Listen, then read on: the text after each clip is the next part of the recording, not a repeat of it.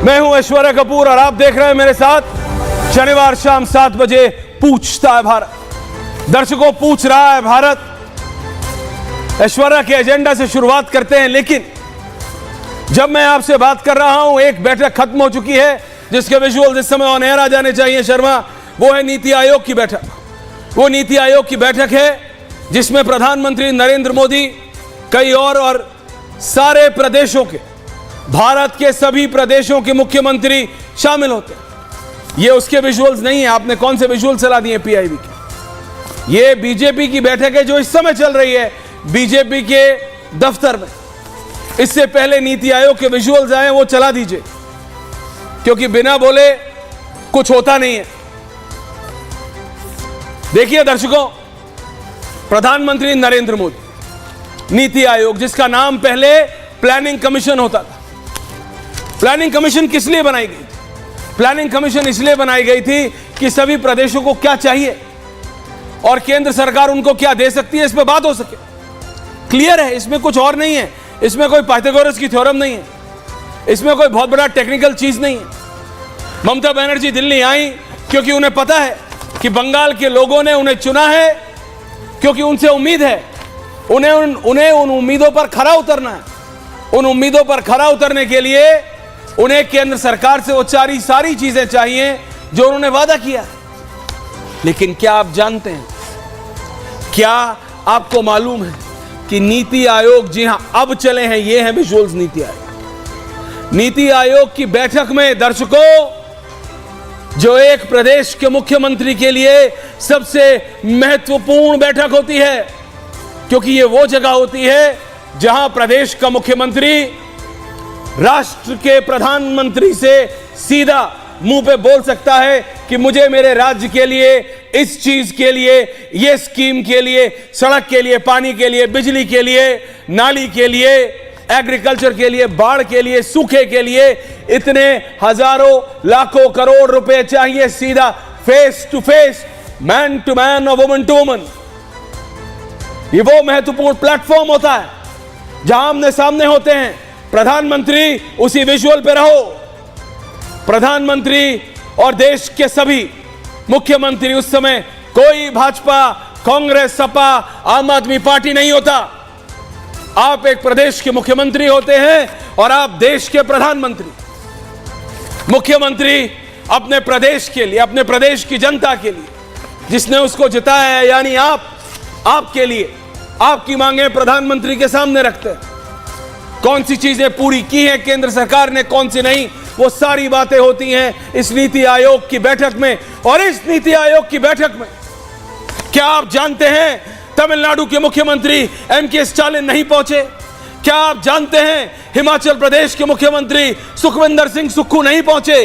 क्या आप जानते हैं पंजाब के मुख्यमंत्री भगवंत मान नहीं पहुंचे? और क्या आप जानते हैं केरला के मुख्यमंत्री पिनराई विजयन नहीं पहुंचे? क्या आप जानते हैं कर्नाटक के मुख्यमंत्री सिद्धारमैया नहीं पहुंचे? क्या आप जानते हैं तेलंगाना के मुख्यमंत्री रेवंत रेड्डी, जिन्होंने अभी करोड़ों रुपए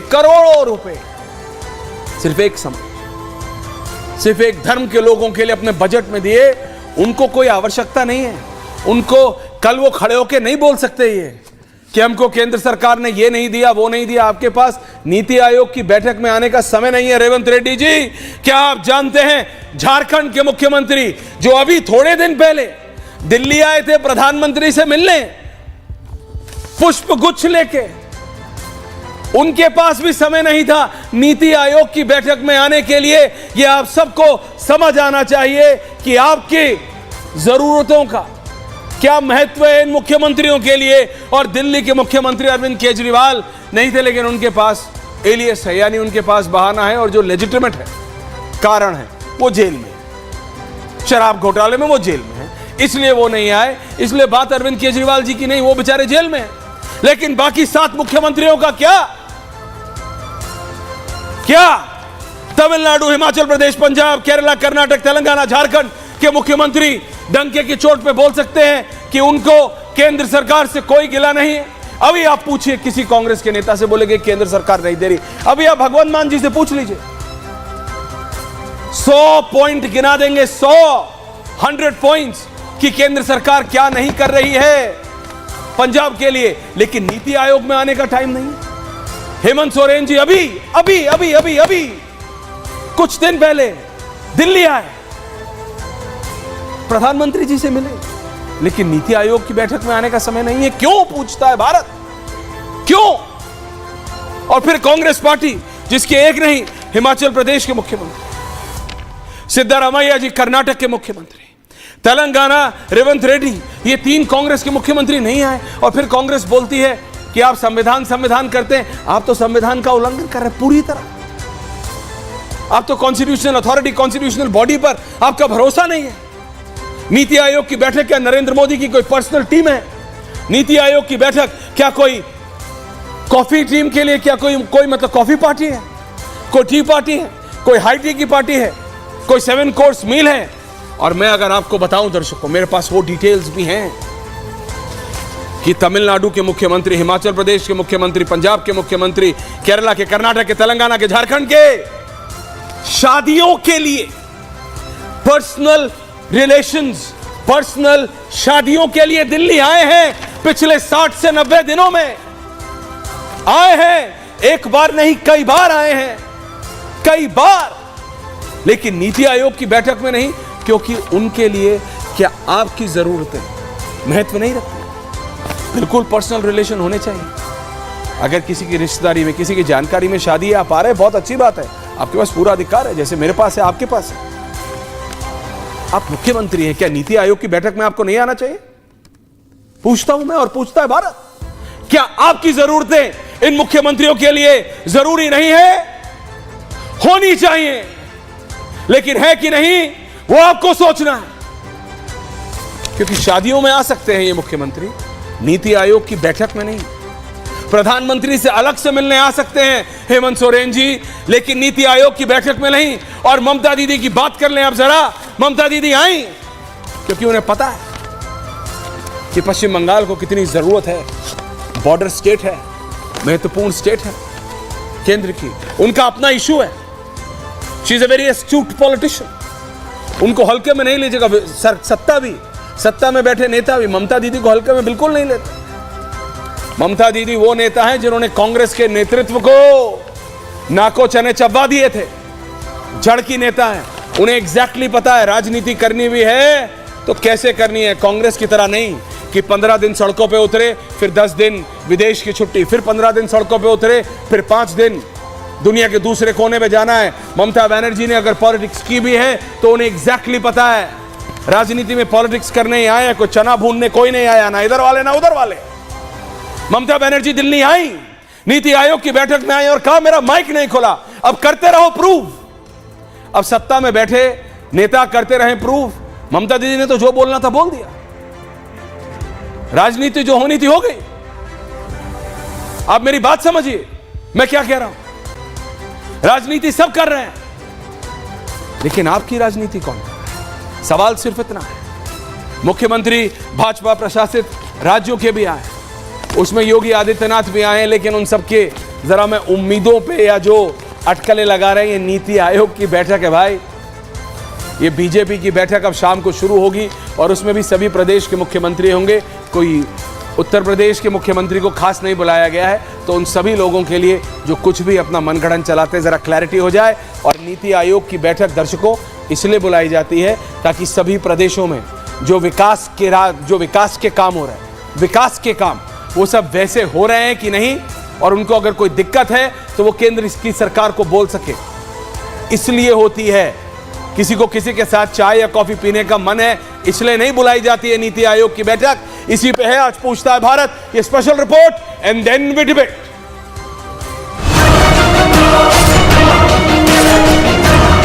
मोदी 3.0 के गठन के साथ पीएम विकसित भारत के संकल्प को पूरा करने में जुट गए हैं। वहीं नतीजों के 53 दिन बाद भी विपक्ष उसी मोड में है। मोड हर मुद्दे पर सियासत करना, मोदी की छवि को डेंट करना। पिछले 10 सालों में वक्त बदल गया है, लोगों का जीवन स्तर बदला, लेकिन नहीं बदला तो विपक्ष की बॉयकॉट पॉलिटिक्स। लेकिन पीएम मोदी ने 2047 तक विकसित भारत का संकल्प लिया है और वो पूरी जी जान से जुटे हैं।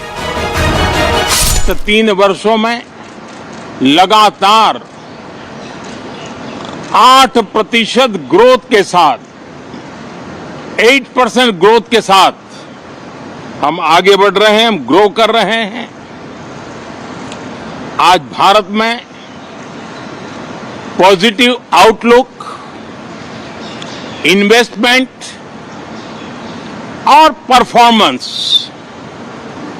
एक प्रकार से अपॉर्चुनिटीज की पीक पर है। विपक्ष ने चुनाव से पहले बड़े बड़े दावे किए थे, लेकिन चुनाव खत्म होते ही उसकी विकास की राजनीति की नियति बदल गई और अब विपक्ष में हम बड़े तो हम बड़े की सियासत तेज हो गई। और हिंदुस्तान के आम लोगों को राहुल गांधी जी के ऊपर जिस तरीके की टिकी हुई है, उसमें इनकी मन में जलन पैदा शुरू हो गई है। ममता बनर्जी की शायद जलन थोड़ा जरूरत से ज्यादा हो गई। ऐसे में सवाल ये कि क्या राहुल के बढ़ते कदम से ममता घबरा गई है? सवाल ये भी, क्या विपक्ष को विकास की राजनीति से एलर्जी है, इसलिए हर मुद्दे पर सियासत करता है? और सबसे बड़ा सवाल ये कि क्या विपक्षी नेता खुद को बड़ा नेता बताने के चक्कर में देश का भविष्य बिगाड़ रहे हैं? पूछता है भारत। यहाँ पूछता है भारत। भारतीय जनता पार्टी के राज्यसभा के सांसद है, वरिष्ठ नेता है सुधांशु त्रिवेदी जी जुड़ रहे हैं मेरे साथ। समाजवादी पार्टी के वरिष्ठ नेता हैं, राष्ट्रीय प्रवक्ता हैं भाटी जी जुड़ रहे हैं मेरे साथ। वरिष्ठ पत्रकार राहुल देव जी जुड़ रहे हैं मेरे साथ। पूर्व राज्यसभा के सांसद संजय जी जुड़ रहे हैं मेरे साथ। सतीश के सिंह जी वरिष्ठ पत्रकार है, जुड़ रहे हैं मेरे साथ। मैं सबसे पहले तो मेरे साथ आज प्रेजेंट राज्यसभा के सांसद भी हैं, पूर्व राज्यसभा के सांसद भी हैं और भावी भी हैं। क्या है भाटी जी हाथ जोड़ रहा है। पूर्व भी है, प्रेजेंट भी है, भावी भी है। मैंने पूछ लिया क्योंकि इस देश में सुधांशु जी 2 ही 3 चीजों की कमी नहीं होती है, एक नेताओं की और दूसरा ज्ञान की। तो आज मैं ये चाह रहा हूं सुधांशु जी, ये जो नीति आयोग की बैठक होती, क्योंकि लोग कह रहे नहीं आए तो क्या हो गया, अगर कांग्रेस प्रशासित राज्य के 3 मुख्यमंत्री नहीं आए, हिमाचल प्रदेश के सुक्खू जी, कर्नाटक के सिद्धरामैया जी, तेलंगाना के रेवंत रेड्डी जी, तो क्या हो गया, कोई पहाड़ टूट गया क्या? दे वर बिजी। तो अगर आप ब्रीफली जरा समझा दें प्लीज कि कितना महत्वपूर्ण है ये नीति आयोग की बैठक। सुधांशु जी थैंक यू। वैसे तो मैं कहूंगा उसको अन्यथा न लिया जाए कि नीति आयोग जैसे विषय पर बहस करने के लिए आपने भाटी जी को सही बुलाया है, अन्यथा इनके ज्यादातर प्रवक्ता तो फिर वो किस लेवल पे जाके बहस करते हैं वो एक अलग चीज हो जाती है। मगर अब मैं बताना चाहता हूं आज जो ममता जी ने किया है नीति आयोग की बैठक में, देखिए उन्होंने बहुत सही किया है। आप समझ ही नहीं पा रहे हैं, आज ममता जी की जो राजनीति है या इंडी गठबंधन में जो राजनीति है, चुनाव जीतने के बाद जो कांग्रेस ओवर स्मार्ट बनने की कोशिश कर रही है, जो ये मैसेज देने की कोशिश कर रही है कि हम सबसे आगे हैं, तो ममता जी को पता था अगर वो बायकॉट करती तो वो कांग्रेस की पिछलग्गू दिखाई पड़ती कि लीड तो कांग्रेस ने ली थी, तो वो उनके पीछे खड़ी हैं। अब उन्हें दिखाना था कि वो आई और उसके बाद कुछ ऐसा करना था कि देखिए कांग्रेस से ज्यादा अटैक उन्होंने बीजेपी पे किया और कांग्रेस से ज्यादा अट्रैक्शन खींचने में काम किया। आप याद करिए पिछली जो बैठक थी खड़गे जी के घर पे, अखिलेश यादव जी वहां नहीं गए मगर ममता जी की रैली में गए। और आपने एक और सेंटेंस मार्क किया, जब ममता जी बाहर निकली उन्होंने नीति आयोग के नीतिगत विषय पर जो बंगाल का विषय रखने वाली थी एक लाइन नहीं बोली। उन्हें कहना चाहिए था हम ये योजना लेके आए थे, हमारा ये प्लान था, हमारा ये मॉडल था, जैसे हम लोगों ने विपक्ष में रह के गुजरात मॉडल दिया था और हमें इस बात का दुख है कि ये प्लान हमें नहीं रखने। उन्होंने ये नहीं बोला, उन्होंने कहा जी हमें बोलने नहीं दिया गया, हमें 5 मिनट बाद माइक बंद कर दिया गया, जबकि सरकार ने कहा ऐसा कुछ नहीं हुआ। सभी मुख्यमंत्रियों को पहला अपना वक्तव्य रखने के लिए 5-5 मिनट का ही समय मिलता, उसके बाद वो विस्तार से वो विषय रखते हैं। तो एकदम बात साफ हो गया, उन्होंने बाहर निकल के पॉलिटिकल बयान दिया और उसमें सेंटेंस क्या बोला, उनसे पूछा गया कि आपको लगता है ये बंगाल का अपमान है? उन्होंने कहा नहीं, ये सारी रीजनल पार्टीज का अपमान है। आप जाके ममता जी की बाइट देख लीजिएगा। तो हकीकत में ममता जी अब सारी रीजनल पार्टीज के मन में जो खौफ पैदा हो गया है उस खौफ का रिप्रेजेंटेशन कर रही थी, क्योंकि कांग्रेस रीजनल पार्टीज के दम पर ही आगे बढ़ी है। जैसे वो असम में AIUDF को निपटाकर आगे बढ़ी है, इवन तेलंगाना में टीआरएस को निपटा के आगे बढ़ी है, महाविकास अघाड़ी के वोट के दम पे वहां पे आगे बढ़ी है महाराष्ट्र में, और जेडीएस हमारे साथ है और जेडीएस का वोट खाकर कर्नाटक में आगे बढ़ी है। तो अब सबसे बड़ा खतरा है समाजवादी पार्टी, राजद और ममता जी को। तो वो इसको भली भांति समझ रही हैं, इसलिए अब उन्हें यह दिखाना है कि हम कांग्रेस से अलग हैं और कांग्रेस से बीजेपी की लड़ाई हम ज्यादा बेहतर लड़ सकते हैं। तो जो कुछ उन्होंने किया उससे अगर मैं एक लाइन में कहूं कि कोई सूरत बदलना मेरा मकसद नहीं है, मेरा मकसद है कि हर कदम पे हंगामा होना चाहिए और मेरा हंगामा मेरे साथी से ज्यादा होना चाहिए। बस ये उनकी राजनीति का सार है। और आप बहुत साफ साफ समझ लीजिए कि ये इसका कोई भारतीय जनता पार्टी, मोदी जी की सरकार, नीति आयोग के नीतिगत विषय से लेना देना नहीं है। इसका इंडी गठबंधन के दलों के बीच में जिस वोट बैंक ने इन्हें एक जोड़ा था, उसी वोट बैंक को लेकर होने वाली आंतरिक प्रतिस्पर्धा से लेना देना है। ओके भाटी जी, और फिर मैं आ रहा हूं सतीश जी, संजय जी, मैं आ रहा हूं। लेकिन समाजवादी पार्टी के नेता, आप बताइए मेरे को, विपक्ष के लिए क्या नीति आयोग की बैठक जरूरी नहीं है? आप तो समझते हैं नीति आयोग का महत्व। माननीय मोदी जी के शासन में जैसा कि सभी संवैधानिक संस्थाओं का महत्व कम हुआ है, नीति आयोग का कोई महत्व रह नहीं गया। जो क्यों नहीं रह गया? जरा ये आयोग बताएंगे, क्यों नहीं रह गया? Only one versus one. NITI Aayog में केवल गुफ्तगू होती है, चुटकलेबाजी होती है, बैठ के बात होती है, चाय पी जाती है, कोई नीतियां तो बनती नहीं है। ये केवल नाम का नीति आयोग है। और मोदी जी और भारतीय जनता पार्टी जिस काम में इन्हें महारत हासिल है, नाम बदलने में, योजना आयोग के पास कुछ पावर होती थी, योजना आयोग प्लानिंग करता था, पंचवर्षीय योजनाएं बनाता था, कुछ फंड भी होते थे, उसका आवंटन भी राज्यों को करता था, राज्यों की ज़रूरतें भी देखता था। नीति आयोग का कोई ऐसा काम दिखाई नहीं देता कि जो जिससे ये महत्वपूर्ण माना जा सके कि नीति आयोग ये काम कर रहा है। दूसरी बात, जो ममता जी ने सवाल उठाया, अगर हम एक जो कई बार से मुख्यमंत्री हैं, जनाधार वाली नेता हैं, एक महिला हैं, एक शालीन और सभ्य और मतलब महत्वपूर्ण नेता हैं, अगर उनकी बात पे हम थोड़ा बहुत विश्वास कर सकते हैं तो फिर उनकी बात का वजन है। और अगर हम कहें कि नहीं, भारतीय जनता पार्टी के अलावा सब झूठ बोलते हैं, केवल भारतीय जनता पार्टी ही सच बोलती है और सच बोलने का ठेका केवल एक ही पार्टी ने ले रखा है, तो फिर उनकी बात को कोई वैल्यू बचती नहीं। वो कह रही हैं कि बाकी मुख्यमंत्रियों को 20-20 मिनट बोलने दिया गया और उन्हें 5 मिनट बोलने के बाद ही घंटी बजानी शुरू कर दी गई, उनका माइक बंद कर दिया गया। तो उसके बाद वो बाहर ना आती तो क्या करती? एक मुख्यमंत्री को इस तरह अपमानित करना बुला के, भारतीय जनता पार्टी के लोगों के पास अगर बड़ा दिल होता और लंबी सोच होती तो उन्हें तो विशेष सम्मान देना चाहिए था ममता जी को, क्योंकि वो इंडिया गठबंधन के बहिष्कार के बावजूद नीति आयोग की मीटिंग में पहुंची थी। तो उन्हें समय देते, उनकी बात सुनते। अब जिस तरह का मोदी जी ने किया है वितंडा, उन्होंने कहा कि 2.5 घंटे तक गला घोटा गया, बोला नहीं। वितंडा कहते हैं, मतलब एक जो आम बोलचाल की भाषा में कह देते हैं ड्रामा, ड्रामा कह देते हैं। अच्छा, तो हिंदी में कहते हैं वितंडा, वितंडावाद। अच्छा, उन्होंने कहा कि 2.5 घंटे तक गला घोटा गया। लेकिन लोकसभा की कार्रवाई तो सबने देखी थी, जब नेता विपक्ष राहुल गांधी बोलने के लिए खड़े हुए और उन्होंने केवल स्पीकर को संबोधित किया, तभी भारतीय जनता पार्टी के सांसदों ने शोर मचाना शुरू कर दिया, भारत माता की जय, मोदी मोदी मोदी। अगर मोदी जी के पास दूरदृष्टि होती और बड़ा दिल होता तो वो खड़े होकर भारतीय जनता पार्टी के सांसदों को टोकते। वो कहते नेता विपक्ष बहुत महत्वपूर्ण पद होता है, उनकी बात सुने, शांति से सुने, हम उसका जवाब देंगे। तो शायद विपक्ष को शर्म आती और विपक्ष मोदी जी के भाषण को डिस्टर्ब ना करता। अच्छा, मैं यद्यपि इस बात का समर्थन नहीं करता कि किसी नेता के बोलने पर, लेकिन जब शुरुआत इन्होंने की थी, बीजेपी ने शुरुआत की, तो अपने पे फिर रो रहे हैं कि मेरा गला घोटा गया। ये ड्रामा केवल बीजेपी में होता है। Point taken. ये नकली बातें और ये फर्जी। सतीश जी आ रहा हूं, राहुल देव जी आ रहा हूं, संजय जी आ रहा हूं। Sudhanshu ji quick response. Sudhanshu ji quick response. हाँ, क्विक रिस्पॉन्स। जो भाटी जी ने बोला कि नीति आयोग में कुछ नहीं होता, आते हैं, चाय पीते हैं, चुटकुले बाजी होती चले जाते हैं, शायद वो इंडी गठबंधन की मीटिंगों के बारे में उनको ऐसा अनुभव रहा होगा, क्योंकि सब आते थे, मिलते थे, चाय पीते थे, फिर अपने अपने राज्य में जाके एक दूसरे के खिलाफ लड़ने लगते थे।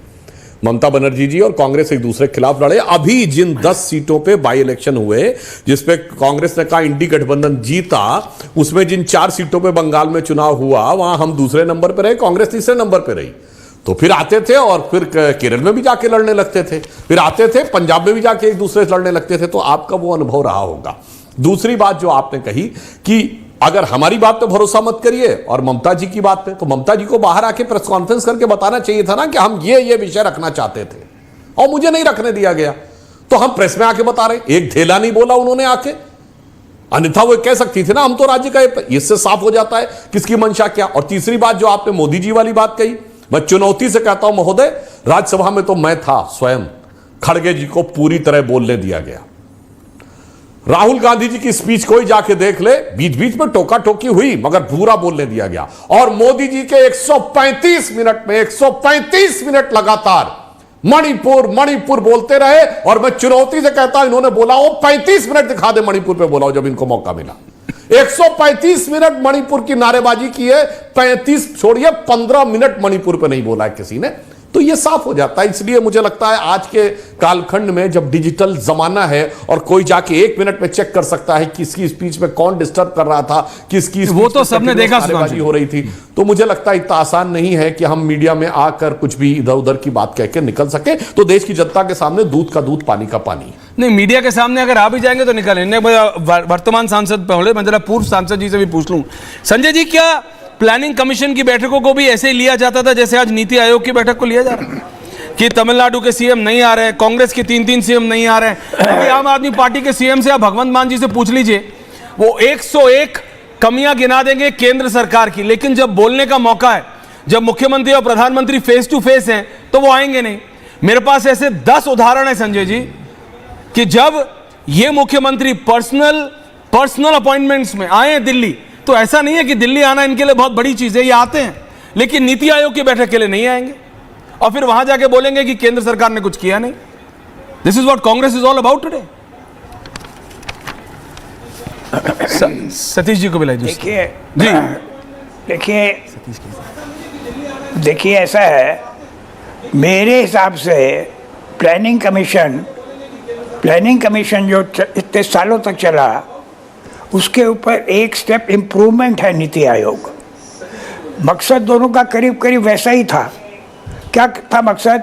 आई just want to tell everybody कि देश की जो संस्थान है उसका किस तरह से पूरा उपयोग हो, ग्रोथ कितनी होनी चाहिए, उसमें डेवलपमेंट की ज़्यादा बात होती थी, राजनीति नहीं चलती थी वहाँ पे। इस तरह की बात नहीं होती थी कि हमको बुलाया, हमको नहीं बुलाया, हमारा माइक बंद कर दिया, हमारा ये कर दिया, वो कर दिया। कभी नहीं, इस तरह का हमने तो कभी नहीं सुना। अब क्या है कि वहाँ पे काम की बात तो बहुत कम होती है। किस लिए बना था नीति आयोग? डेवलपमेंट के लिए बना था ना। अगर सरकार का लक्ष्य है 8% का, तो बाकी जो लोग हैं उनको कहना चाहिए जी 8 नहीं, ज़्यादा होना चाहिए। और इसलिए ज़्यादा होना चाहिए कि हमारे पास ये पॉजिटिव चीज़ें हैं और ये नेगेटिव है, तो उसका पॉजिटिव नेगेटिव में पॉजिटिव ज़्यादा है, तो 8 क्यों होना चाहिए, 9 क्यों नहीं होना चाहिए, 10 क्यों नहीं होना चाहिए। पर इस पर तो माथापच्ची होती नहीं है, इस पर बात ही नहीं होती है।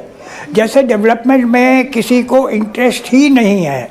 आपने ठीक कहा कि आते हैं, हर साल आते हैं, हर महीने आते हैं, प्रधानमंत्री से भी मिलते हैं और मंत्रियों से भी मिलते हैं, अपनी पार्टियों में भी जाते हैं। कभी हमने नहीं सुना किसी मुख्यमंत्री ने ये कहा हो कि मैं ये चाहता हूँ या चाहती हूँ कि मेरा ग्रोथ इतना होना चाहिए देश का, और उसमें मेरे राज्य का ये वो होगा जी, मेरे राज्य का ये उसमें कंट्रीब्यूशन होगा। I get your point. पर कभी मैंने नहीं सुना, कभी नहीं सुना। खाली सतीश के सिंह जी, राहुल देव जी, पॉइंट टेकन संजय जी, संजय जी पॉइंट टेकन। लेकिन मैं तब भी कह रहा हूं, चलो ममता दीदी आई तो, नहीं ममता दीदी आई तो, she is doing what she can do best, वो राजनीति कर रही है, ठीक है, लेकिन कांग्रेस के तो आए नहीं, आम आदमी पार्टी के तो आए नहीं। Satish ji, Rahul ji, only 2 versus 2, thank you very much sir. Rahul ji अगर आप पहले बोलो फिर मैं सतीश जी के पास जा रहा हूं, या वैसे वैसे मेरे बोलिए सतीश जी, आप बोल लीजिए, बोलिए sir, you both are seen sir. मैं ये 2-4 बातें कहना चाहता हूं। पहला तो कि मैं थोड़ा दूसरे ढंग से शुरू कर रहा हूं। करिए ना। सुधांशु जी इंडी गठबंधन कहते हैं या भाजपा वाले सब इंडी गठबंधन कहते हैं, मुझे अच्छा नहीं लगता है। अरे अगर इतना है तो INDIA बोल लो, ताकि आपके गठबंधन को भी कोई दूसरा नाम बोलने लगेंगे सब, तो ये नहीं होना चाहिए। तो ये जो मतलब ये कहाँ का, ये शिष्टाचार हमको लगता है लाना चाहिए। एक ममता जी की जहाँ तक बात है, तो ममता जी चर्चावादी नेता है, उनकी आइडियोलॉजी ही चर्चावादी है। आमपंथी है, न वामपंथी है, न दक्षिणपंथी है। वो आमपंथी हवाई चप्पल वाली हैं। सुर्खियों में चर्चा करना उनके लिए वो बड़ा महत्वपूर्ण। मैवरिक वो कब कौन स्टैंड ले लें, मैंने उनको देखा है 200 लोगों की सभा को संबोधित करते रामलीला मैदान में। 200, सिर्फ 200, जिसमें भीड़ थी लगाने सोचा गया था कि लाख आएंगे। तो ये दो बातें हैं। तीसरी बात जो ये है, देखिए नीति आयोग अगर विकसित भारत का लक्ष्य है तो नीति आयोग पूरी दुनिया में जिस नाम से आप जाने जाएं, लेकिन नीति आयोग का सबसे महत्वपूर्ण रोल है। आप इस समझ लीजिए, चाहे वो कम्युनिस्ट मॉडल में देखिए, चाहे वेस्टर्न मॉडल में देखिए, कैपिटलिस्ट मॉडल में, बहुत जरूरी है। चौथी बात यह है कि ये देखिए ये लाजमी है। राजनीति तो सब करेंगे। हमको लगता है ममता जी फंस गई थी, इसीलिए आज वो चर्चा सुर्खियों में है, क्योंकि INDIA वाले बहुत सारे नहीं आए थे, तो आई तब उनको भी तो अपना सुर्खी बटोरना था, तो अपना उन्होंने इस तरह का काम कर दिया। अब क्या है अंदर क्या हुआ मैं अभी नहीं जानता हूं, तो नहीं कहूंगा। एक अंतिम बात ये कहना चाहता हूं कि अगर किसी सरकार को मजबूत करने के लिए अगर अचानक से एक बजट में आप अगर 60-70 हजार करोड़ रुपया दे देंगे, 58,000 करोड़ बिहार का है और उतना ही लगभग पता नहीं कितना है आंध्र प्रदेश का है, तो ये लाजमी है कि जो राजनीति के जो रीजनल पार्टीज जो हैं उनका दबदबा भी बहुत सारे राज्यों में है, तो वो लोग इसका प्रतिकार करेंगे, ये करेंगे, क्योंकि रीजनल डिस्पैरिटी एक भारत में बड़ा मुद्दा है और ये हिट एंड सेलेक्ट नहीं चलता है कि आपको ज्यादा दे दिया, आपको कम दे दिया। लेकिन मुझे क्या लगता है कि इन सारी चीजों से अलग ये विशुद्ध राजनीति नहीं, राज की नीति के लिए ये सब गेम होते हैं। हम तो ये भी देखे हैं भाई कि जब UPA की सरकार थी तो आज के प्रधानमंत्री जी 3 टर्म के वो भी हल्ला गुल्ला करते थे ऐसी बैठकों में। ओके, सुधांशु जी कोई काउंटर करना चाहेंगे कि मैं राहुल देव जी के पास जाऊं? सुधांशु जी। हाँ जी बिल्कुल जी, मैं बस काउंटर एक पे लाइन राहुल में बोल दूं। देखिए सतीश जी ने अच्छा जवाब दिया, तो मैं कहना चाहूंगा जैसे उन्होंने कहा कि इंडी अलायंस ना बोले, इंडिया बोले, तो कांग्रेस वाले भी इंडियन नेशनल कांग्रेस को इंक बोलना शुरू कर दें तो INDIA मैं तो बोलता हूं, INDIA। हम तो बीजेपी थे, भाजपा थे, आज भी बीजेपी और भाजपा है। दिक्कत और NDA हम 1998 से हैं। UPA तो सुनिए महोदय, इंडिया तो छोड़िए, ये UPA 2004 में बना था। अब UPA का हुआ क्या है ये नहीं पता चल रहा है।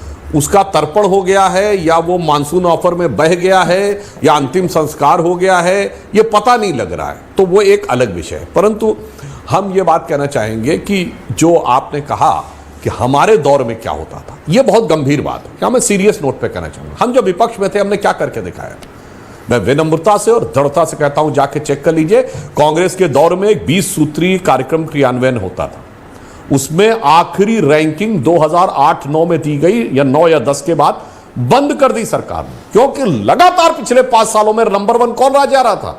गुजरात। अब आइए, भूजल का स्तर बढ़ा कब था? ये UPA शासनकाल की बात कर रहे हैं, गुजरात और राजस्थान में। अब आइए, हमारा राज्य था मध्य प्रदेश, लगातार कृषि कर्मण पुरस्कार 4 साल तक UPA सरकार में किसको मिला? मध्य प्रदेश को। 2.5% कृषि विकास दर से हम 19.5% तक पहुंचाए। अब आइए, किसानों को पहले साल में हमने 0% रेट पे इंटरेस्ट देने की शुरुआत किसने की? कर्नाटक में। लाडली लक्ष्मी योजना हमने शुरू की, हम विपक्ष में थे भाई मध्य प्रदेश में। ये नहीं कहा अरे आ जाएंगे तो खटाखट देंगे 8,500। अरे भाई देव, राज्यों में कुछ तो दे के दिखाओ। ये दर्शाता है। और मोदी जी ने गुजरात मॉडल दिया था, वो जनता को दिखता था।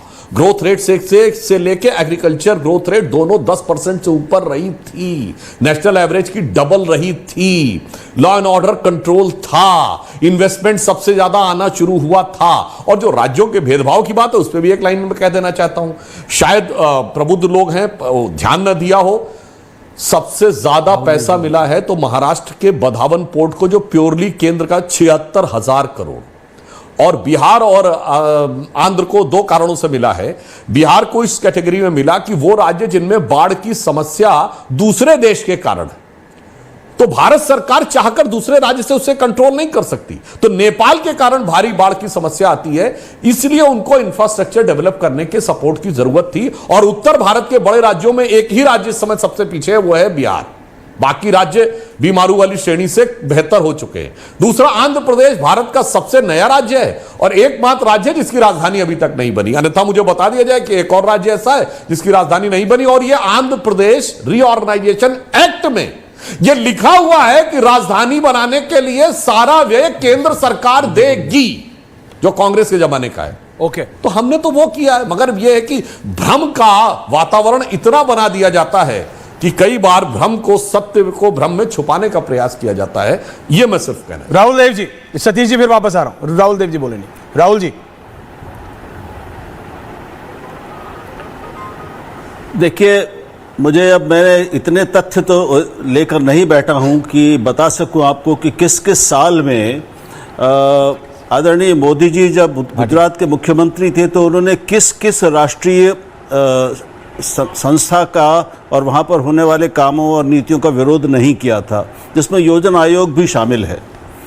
तो एक सामान्य राजनीति है समस्या, जो वो पूरी हमारी राजनीति की समस्या है कि जो भी विपक्ष में है उसको केंद्र या जो भी सरकार में है उसकी हर चीज़ का विरोध करना है, और वही पार्टियां जब सत्ता में आती हैं तो उनका विरोध उसी तरीके से दूसरी पार्टियां करती हैं जो अभी सत्ता में नहीं है, सत्ता में हैं। तो ये एक चलता रहता है, मैं इसमें अभी नहीं जाऊंगा। मैं सिर्फ ये कहूँगा कि विपक्ष ने यानी इंडिया गठबंधन ने ये पहले कह दिया था कि वो लोग इसका बहिष्कार कर रहे हैं। ममता बनर्जी ने दो बातें कही थी। उन्होंने कहा था कि चूंकि इंडिया गठबंधन के भीतर कोऑर्डिनेशन ठीक नहीं है, मुझे ठीक से सूचना नहीं दी गई, तो मैं वहां जाऊंगी, और यह भी कहा कि मैं वहां पर सारे विपक्ष की आवाज़ बनकर जा रही हूं।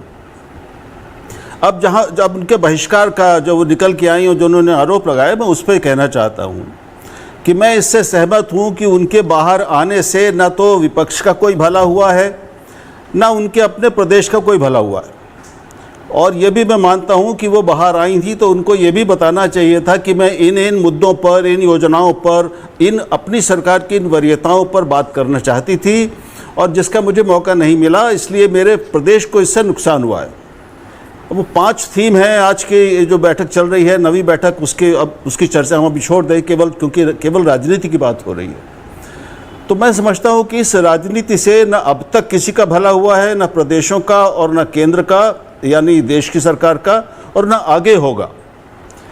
जब तक दोनों पक्ष यानी सत्तारूढ़ पार्टी जो आज बीजेपी है और जो विपक्ष में पार्टियां हैं वो लोग अपना व्यवहार नहीं बदलेंगे और अप्रोच नहीं बदलेंगे, तब तक ऐसे ही चीज़ें चलती रहेंगी और ये बाधाएं इस तरह की आती रहेंगी।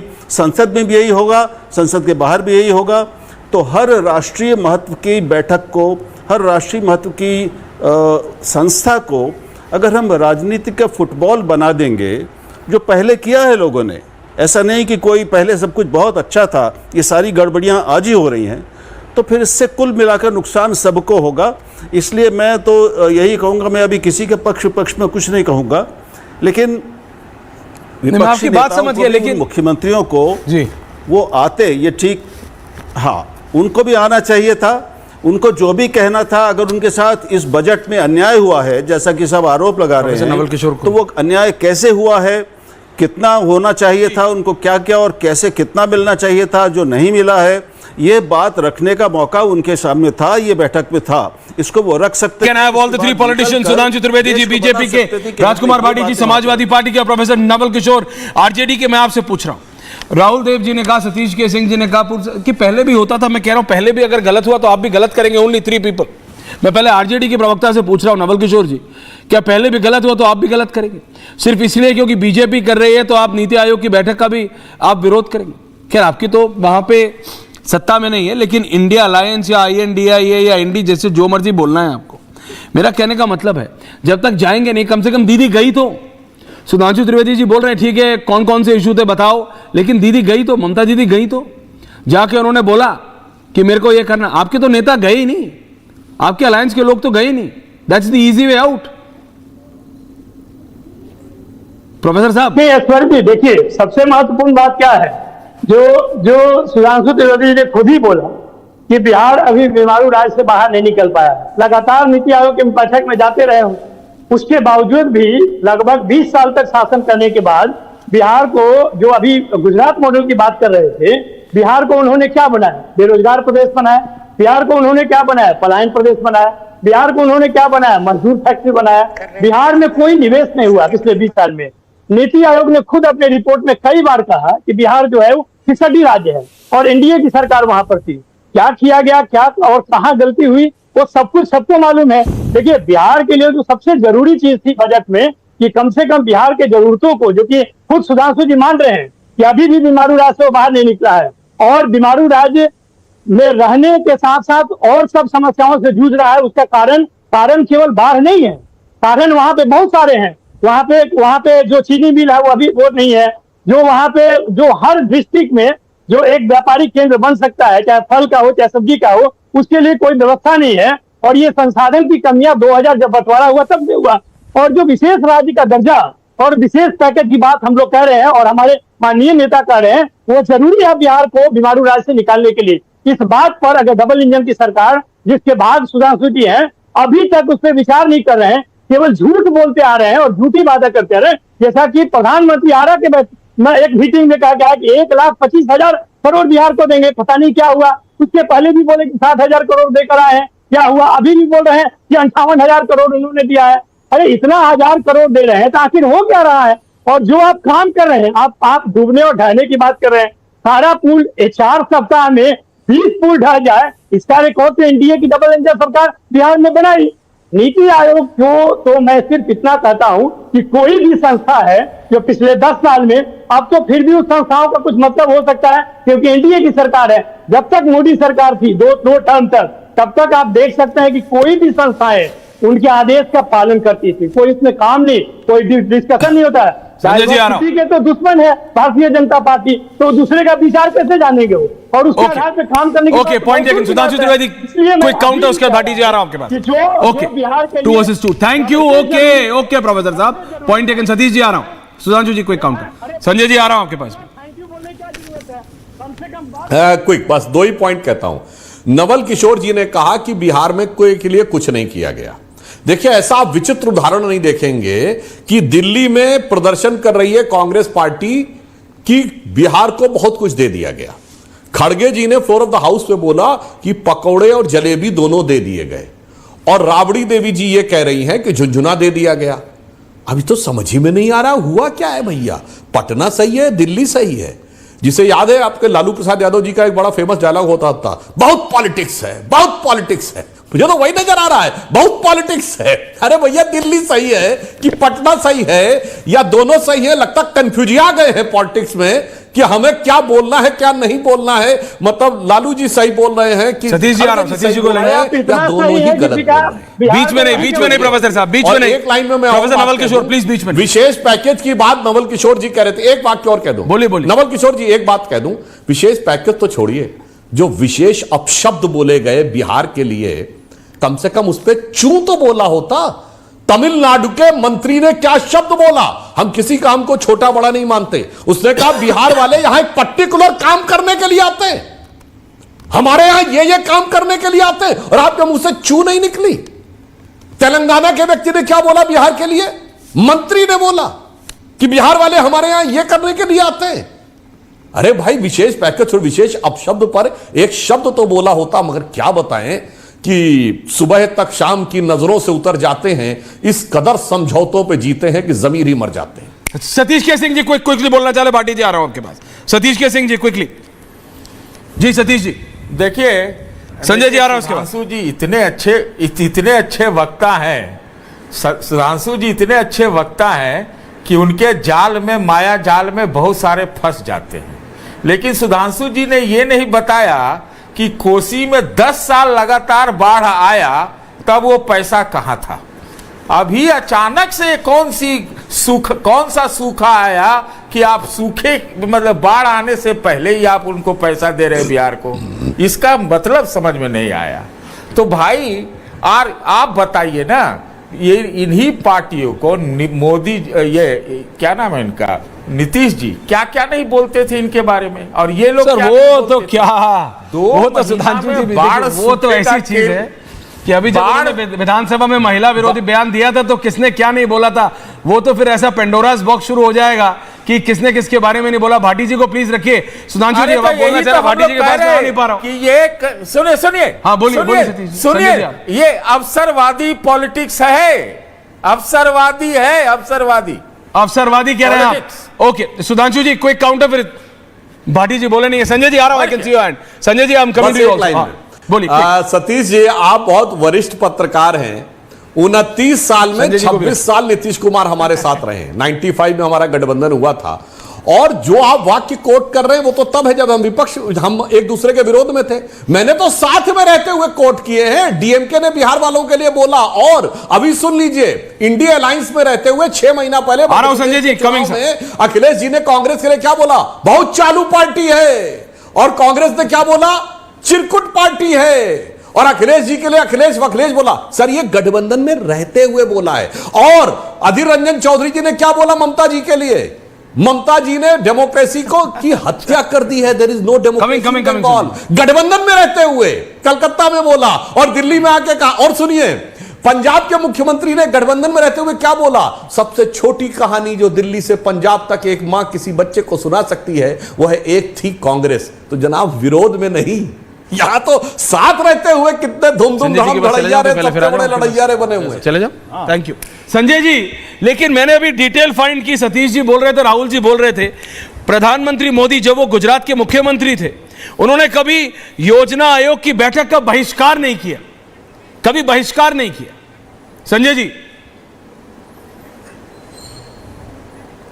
देखिए, आप गलत बोल रहे हैं। मैंने मैं तो कहा इतना क्या समझा कहा? हूं, वो मैंने अल्लाह पहले भी वही बात नहीं कही। नहीं, मैं आपके लिए नहीं कह रहा हूं, मैं नॉर्मली बता रहा हूं, बहिष्कार नहीं किया। मैंने बोलिए ये संजय बात जी। कही है। नहीं मेरे को बीच में मत, कोई नहीं बोल रहा, बोलिए कौन बोलिए बोलता है बोलिए बीच सर। में? बोलिए सर, कौन बोलिए। बोलता है बीच में? बोलिए सर, कोई नहीं बोल रहा, ये बोलिए। क्या मतलब है ये बीच में बोलना? कोई नहीं बोल रहा, मैं भी बोलिए, बोल आप अपनी सकता हूं बात किसी के रखिए। बीच में। बोलिए sir. Don't interrupt me. No one is मैंने इंटरप्टिंग। ये कहा था कि जो मैंने समझा है, योजना आयोग हो, जो कि पहले प्लानिंग कमीशन था, या आज का नीति आयोग हो, सवाल ये कि हम कल की बात करते हैं, कल हम कैसा देश बनाएंगे, क्या हम कितनी ग्रोथ लाएंगे। Future। यहाँ पे तो अभी ये झगड़े हो रहे हैं कि उसने ये कह दिया, उसने ये कह दिया, उसने ये कह दिया, उसने ये कह दिया। इसके लिए बनाया क्या नीति आयोग? ये करना हो तो फिर पार्लियामेंट में या कहीं और करो। नीति आयोग में बिल्कुल इस तरह की बात होती है कि कल क्या होगा, कितना ग्रोथ होगा, कितना डेवलपमेंट होगा, किस किस स्टेट को ग्रोथ की ज़रूरत है, किस किस स्टेट में कमी है, कैसे उसको बढ़ा सकते हैं, कैसे उसको इम्प्रूव कर सकते हैं, वो सब बात होती है। क्योंकि हर एक चीफ मिनिस्टर आता है, वो बोल सकता है कि मेरे स्टेट में ये होने से हम इतना ग्रोथ कर देंगे जी। तो इसी का मतलब होता है, इसीलिए आते हैं चीफ मिनिस्टर। वो यहाँ पे झगड़ा करने आते हैं, क्या मेरे को ये नहीं दिया, मेरे को वो नहीं दिया। अरे उसके लिए तो और फोरम है। नीति आयोग और planning commission is not that forum. This is what I understand. मुझे आप बता दीजिए ऐश्वर्या जी, क्या नीति आयोग और प्लानिंग कमीशन यही फोरम बना था कि मेरे को ये नहीं दिया, मेरे को वो नहीं दिया? मुझे बताइए, यही था क्या फोरम? Point taken. नहीं, ये गलत। Point taken Sanjay ji. वो था कल का। Point taken. कल क्या होना है? नीति आयोग इसलिए है या इससे पहले योजना इसलिए था, सब प्लानिंग कमीशन। नहीं, point taken, it's a very valid point. 1 घंटा हो गया, राहुल जी कमिंग हो गया, मैंने बात ही नहीं सुनी। हर एक आदमी बोलता है उसने ये कह दिया, उसने ये कह दिया, उसने इंडी गठबंधन ने ये कह दिया, उसने ये कह दिया, उसने ये कह दिया। What the hell is going? Okay, point taken. Okay, point taken. Bhati ji, भविष्य के लिए बात करने के लिए है, भारत का भविष्य संवारने के लिए, तो इसमें सब लोग एक साथ क्यों नहीं आ सकते? भाटी जी। नहीं, मैं बिल्कुल उसी विषय पर मैं बोलना चाह रहा था आपके बिना सवाल के। कि नीति आयोग की मीटिंग के विवाद को लेके जो राहुल देव जी ने बोला, बहुत ही संतुलित और बहुत सारगर्भित बात उन्होंने कही कि इस तरह के विवाद से देश का नुकसान होगा, ये इस तरह की राजनीति नहीं होनी चाहिए। मैं उनकी बात से सहमत हूँ। उन्होंने ये भी कहा कि सुधार सत्ता पक्ष को भी करना पड़ेगा, विपक्ष को भी करना पड़ेगा। लेकिन शायद आप सब लोग मेरी इस बात से सहमत होंगे कि सुधार की शुरुआत सत्ता पक्ष को ही करनी पड़ेगी। सुधार तो दोनों को करना है, लेकिन शुरुआत सरकार को करनी पड़ेगी। माननीय मोदी जी की जो कार्यशैली है, जो उनका काम करने का तरीका है, कि वो तमाम विपक्ष को हर समय अपमानित करते रहते हैं, कोई मौका छोड़ते नहीं विपक्ष को अपमानित करने का। वो जिस राज्य में, गैर भाजपा शासित राज्य में जाते हैं, वहाँ के मुख्यमंत्री को अपमानित करके आते हैं, उन पर बड़े आरोप लगा के आते हैं। अगर भाजपा शासित राज्य है तो वहाँ विपक्ष के नेताओं को अपमानित करके आते हैं। अभी गृह मंत्री महाराष्ट्र गए तो शरद पवार इतने वरिष्ठ और सीनियर नेता हैं, सम्मानित, उनके बारे में पता नहीं क्या क्या अनर्गल प्रलाप करके आए। उससे पहले गए थे उनके भतीजे के बारे में बोल के आए थे, भतीजे को फिर बीजेपी में ले लिया। तब तो वो सबसे भ्रष्टाचारी नंबर 1 अजीत पवार था उस समय। तो अब अजीत पवार बीजेपी में आ गए, उप मुख्यमंत्री बन गया, अब भ्रष्टाचारी नंबर 1 शरद पवार हो गए। तो ये जो बीजेपी की कार्यशैली है, विपक्ष के नेताओं को इन्हें सम्मान देना चाहिए। पहले ऐसा नहीं होता था। दूसरी सरकारों में, चाहे सरकार कांग्रेस की रही हो, यूपीए की रही हो, चाहे राष्ट्रीय मोर्चा की रही हो, उन सरकारों में विपक्ष के नेताओं को भी सम्मान दिया जाता था, उनकी बात सुनी जाती थी। अब नहीं सुनी जाती। से सलाह मशवरा। क्या आपका कहना है? राहुल देव जी अपमानित करते हैं, सुनना तो दूसरी बात है। समझ नहीं आ रही, मैंने वही बात, अभी वही बात हो रही है, उसने ये नहीं किया, उसने ये नहीं किया, उसने ये नहीं किया, उसने ये नहीं किया। सुधांशु जी, आ रहा हूं। आयोग इसी के लिए बनाया क्या? ओके संजय जी, बनाया तो उसका सारा चार्टर बदल। मैं आपका पॉइंट समझ गया कि ये लोग भूत में है कि पास्ट में ऐसा हुआ था तो हम भी ऐसे करेंगे, भविष्य के बारे में कोई नहीं सोच रहा। Point taken. अब बाकियों का टर्न है sir. Ending comments Rahul Dev ji, Sanjay ji, thank you. Rahul Dev ji, देखिए, जहाँ तक मुझे याद है, एक बहुत बड़ा अंतर योजना आयोग और नीति आयोग में ये है कि योजना आयोग में हर साल सभी मुख्यमंत्री अपने अपने प्रदेश के प्लान्स और योजनाएं लेकर आते थे। उनकी योजना आयोग के विशेषज्ञों से, सदस्यों से बैठकें होती थी, एक ज़रूरतों पर चर्चा होती थी और वहाँ पे कुछ समाधान, एक संवाद होता था विकास पर। अभी नीति आयोग में मेरी जानकारी में कोई उस तरह का रेगुलर कंसल्टेशन जिसको कहते हैं मुख्यमंत्री और केंद्र के ऐसी एक प्लानिंग बॉडी के बीच में उस तरह का नहीं होता। योजना आयोग को यह अधिकार था, एक तो वो पंचवर्षीय योजनाएं बनाता था, पर्सपेक्टिव प्लान्स बनाता था और फिर वो राज्यों को विकास योजनाओं और बजट का आवंटन भी करता था। उस आवंटन से पहले और उसके बाद भी लगातार राज्यों और मुख्यमंत्रियों से उसका कंसल्टेशन चलता रहता था। अभी नीति आयोग से वो अधिकार ले लिया गया है। वो ना तो कोई बजट दे सकता है, ना कोई आवंटन कर सकता है राज्यों को, ना उनके साथ नियमित मुख्यमंत्रियों से, वित्त मंत्रियों से संवाद की कोई व्यवस्था है जहां पर वो अपनी गंभीरता से केंद्र के साथ और अपनी आर्थिक विकास की ज़रूरतों पर बात कर सकें, अपनी मांगें रख सकें। एक ये मैं मोटा अंतर समझता हूं। यहाँ पर सुधांशु जी भी बैठे हैं और विद्वान लोग बैठे हैं, शायद वो ज़्यादा बताएं। Point taken sir. Satish ji, ending comments. Ending comment यही है कि जितना आप लोग मोदी जी और ममता जी को बहुत दूर दूर बताते हैं, मुझे तो ऐसा नहीं लगता है। पहला तो ये है, अच्छा, दोनों थोड़ा व्यक्तिवादी मिजाज के हैं, तो इतना आप लोग दूरियां मत देखें। एक दूसरी बात, अभी संजय जी कह रहे हैं कि योजना आयोग 30 काम के लिए, इस काम के लिए, और संसद के बारे में बोल रहे हैं। अरे भाई, संसद को क्यों उससे आप हटा रहे हैं? संसद बहुत सर्वोच्च सदन है, उनका भी देश के विकास में बहुत सबसे बड़ा योगदान है। अगर संसद नहीं है तो ये क्या है योजना आयोग, ये क्या कहते हैं, ये नीति आयोग कुछ नहीं है, फिर तो वो कुछ नहीं है। और इसमें क्या होता है ना कि हम लोग इसी पे उलझते रहते हैं। देखिए, व्यक्तिवादी अप्रोच नहीं। देखिए, हम मानते हैं बीजेपी जो क्या है ना, वो भूत से बहुत प्रभावित रहती है, भूत, अतीत। अगर आज कोई गलत काम हो रहा है तो बोले कि अच्छा जी 1973 में फलाने ने ऐसे किया था, 1934 में ऐसे हुआ था। ये तरीका ठीक नहीं है। इंडिया इज ए कोएलिशन और आपको सबको लेके ही साथ चलना पड़ेगा, लेकिन राजनीति के कुर्सीकरण के वजह से सेलेक्ट हिट एंड मिसेज है। सुधांशु जी, एंडिंग।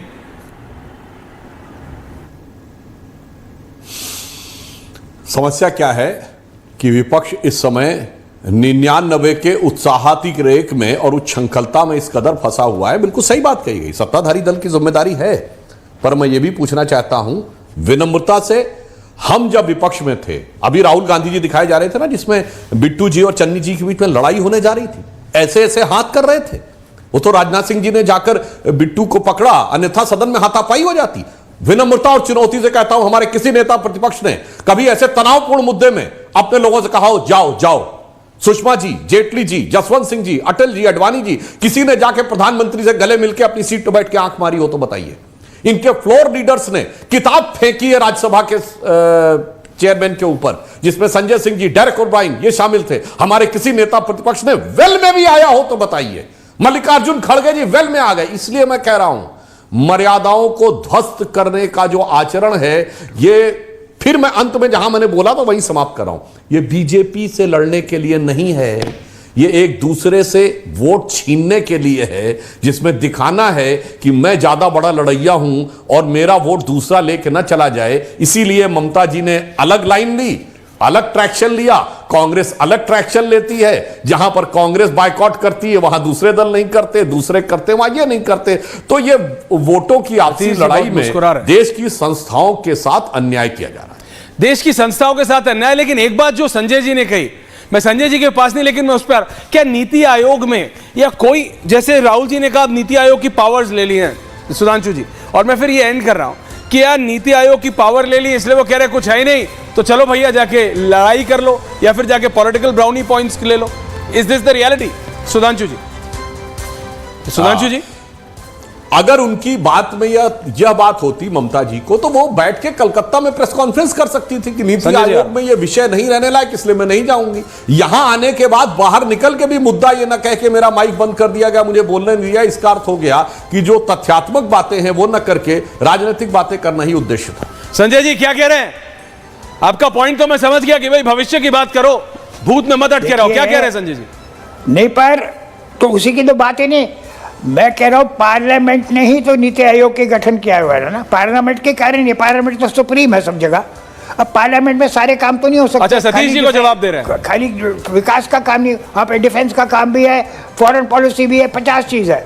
नीति आयोग जो है वो खाली ग्रोथ की बात करता है, विकास की बात करता है, ग्रोथ की बात करता है, विकास की बात करता है। इसका मतलब दर्शकों आपकी बात करता है, जनता को जो चाहिए, संजय जी समय कम है अब, जनता को जो चाहिए उसकी बात करता है। इसलिए सुधांशु जी ने कहा कि अगर इतनी प्रॉब्लम थी तो ममता जी क्यों आई। लेकिन सतीश जी की वो बात, शायद सुधांशु जी उस पर थोड़ा किनारा कर रहे हैं, जवाब नहीं दे रहे हैं कि इतनी दूरी है नहीं जितनी दूरी दिख रही है ममता जी और बीजेपी में।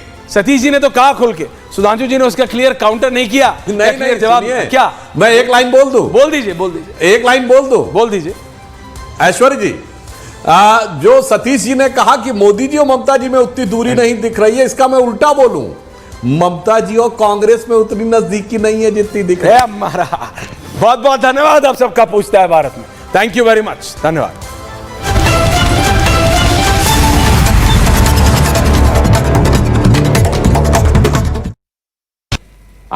अरे ऐश्वर्या, तुम्हारा अशफाक नहीं हूं सर, बड़े चौके बोलिए। करते हुए की बात, ऐश्वर्या राय तक समझ आता है, अशफाक नहीं। आप बोलिए सर, बोलिए। प्रोग्राम है, टीआरपी का